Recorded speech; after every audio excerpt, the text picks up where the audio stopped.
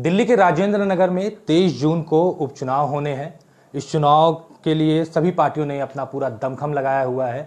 ये सीट यहाँ के विधायक राघव चड्ढा के राज्यसभा जाने के बाद खाली हुई। उसके बाद चाहे कांग्रेस हो, चाहे बीजेपी हो, चाहे आम आदमी पार्टी हो, सभी पार्टियों ने इस उपचुनाव को एक तरह से पूरा चुनाव बना दिया और सबने अपनी ताकत पूरी तरीके से झोंकी हुई है।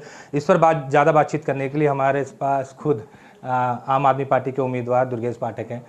दुर्गेश जी, अगर मैं गलत नहीं हूं तो जहां तक मुझे याद है कि जब आप पहली बार दिल्ली आए थे तो राजेंद्र नगर में ही आप रुके थे और आज इसी सीट से आप विधानसभा चुनाव लड़ रहे हैं, क्या कहेंगे इस पर? देखिए, ये तो भगवान का दिखाया हुआ रास्ता है। मुझे याद है कि मैं यहीं से अपनी आईएएस की तैयारी जब करता था तो यहीं से मैंने अपनी प्रिपरेशन स्टार्ट की थी और उसी दौरान अन्ना जी का भी आंदोलन शुरू हो गया था। लगभग सेम टाइम था, 2-3 महीने का ऊपर नीचे था। फिर यहाँ से रहते हुए मैं उस आंदोलन में जाने लग गया। आम आदमी पार्टी बनी, उसके साथ काम करने लग गया। फिर जब आम आदमी पार्टी बनी तो मुझे ध्यान है कि अरविंद जी ने मुझे यहाँ पे एक बड़े बड़े रिनाउंड, जो अब आज इस दुनिया में नहीं है, बड़ी उनकी रिस्पेक्ट है, एसपी गुप्ता जी, तो उनके साथ मुझे कनेक्ट कराया।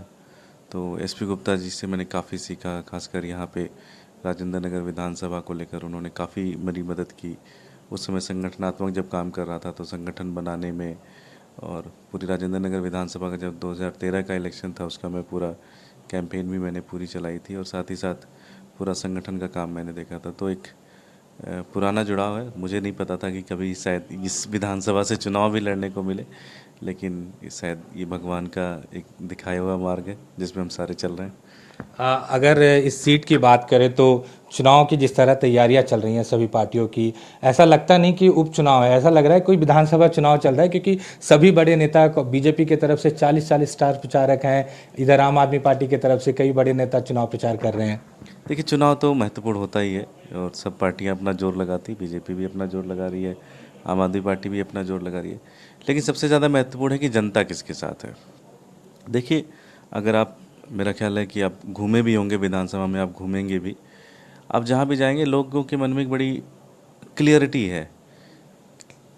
लोग अरविंद केजरीवाल जी के कामों से खुश हैं, लोग अरविंद के आम आदमी पार्टी की सरकार से खुश हैं और लोग ये चाहते हैं कि ये जो कामों का सिलसिला है ये लगातार बना रहे, क्योंकि सबको पता है केजरीवाल जी की सरकार है, उनका विधायक होगा तो काम अच्छे होंगे।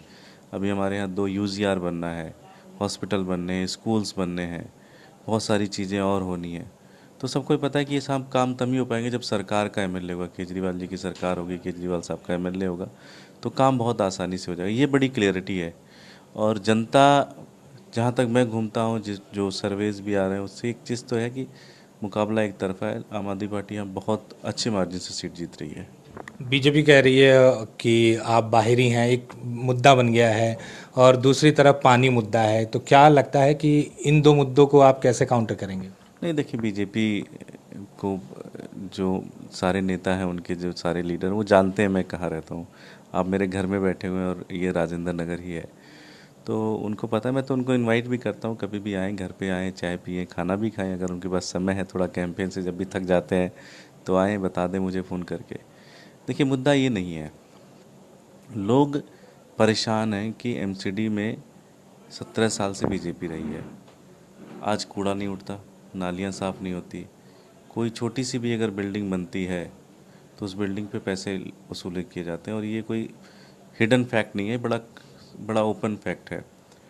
तो लोग बहुत परेशान हो चुके हैं। लोग ओवरऑल बीजेपी से बहुत नाराज़ हैं। लोग चाहते हैं कि बीजेपी को काम कंप्लीट हो जाएगा, तो फिर वो समझ, तो इस तरह की चीज़ें हैं जो बेसिकली मेन लोग जो कहते हैं वो कहते हैं कि भाई ये काम हमें आगे भी चाहिए। तो ये एक फीलिंग है लोगों के अंदर कि केजरीवाल साहब की सरकार है, केजरीवाल साहब का विधायक होगा, काम आगे बढ़ते चले जाएंगे।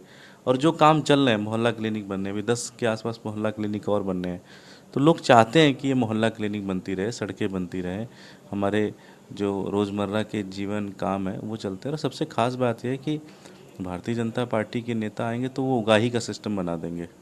उन्होंने एमसीडी में उगाही का पूरा सिस्टम बनाया है, तो अगर कहीं गलती हो गई तो लोग इससे डरते हैं कि बीजेपी वाले पैसे वसूली शुरू कर देते हैं।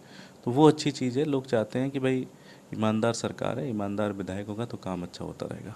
एजेंडा तो कुछ होगा जो लोगों से बातचीत करके कह रहे हैं कि ये करेंगे या नहीं, आप लोकली इश्यूज़ हैं। अब नारायणा गांव में जाएंगे, नारायणा गांव के बिल्कुल अलग इशू है। नारायणा विहार में आएंगे, बिल्कुल अलग इशू है। आप लोहा मंडी जाएंगे, बिल्कुल अलग इशू है। आप राजेंद्र नगर आएंगे, बिल्कुल इशू है। ओल्ड में जाएंगे, अलग इशू है। न्यू में अलग इशू है। लोकली इश्यूज़ बहुत हैं जो जिनके ऊपर काम काफ़ी हुआ है और जिसमें और काम करने की ज़रूरत है। विधानसभा लेवल पे आप आएंगे तो हॉस्पिटल से एक बड़ा हॉस्पिटल बनाने की बात है, 2 यूजीआर बनाने की बात है। तो ये मेन चीज़ है। साथ ही साथ जो अभी दिल्ली सरकार का जो सौंदर्यीकरण का जो पूरा चल रहा है वो राजेंद्र नगर में भी चले, वो एक उसके लिए मैं संघर्ष करूंगा, अरविंद जी से बातचीत करूंगा। साथ ही साथ अभी जिस तरह से 5 मार्केट सेलेक्ट किए गए हैं, उसी तरह से मेरी कोशिश यही होगी कि सीएम साहब से बातचीत करके राजेंद्र नगर को भी उसमें इंक्लूड किया जाए, जैसे यहाँ पे भी रोज़गार बने। और साथ ही साथ यहाँ पे इंडस्ट्रियल एरिया बहुत है, लोहा मंडी है, नारायणा इंडस्ट्रियल एरिया है, उसके लिए भी एक विशेष पैकेज की मैं मांग। नमस्कार, मैं हूं मानक गुप्ता। अगर आपको हमारा ये वीडियो पसंद आया हो तो इसे लाइक और शेयर जरूर करें, और हाँ, हमें सब्सक्राइब और फॉलो करना ना भूलें ताकि आप देश और दुनिया की कोई खबर मिस ना करें। तो जुड़े रहिए हमारे साथ और देखते रहिए News 24।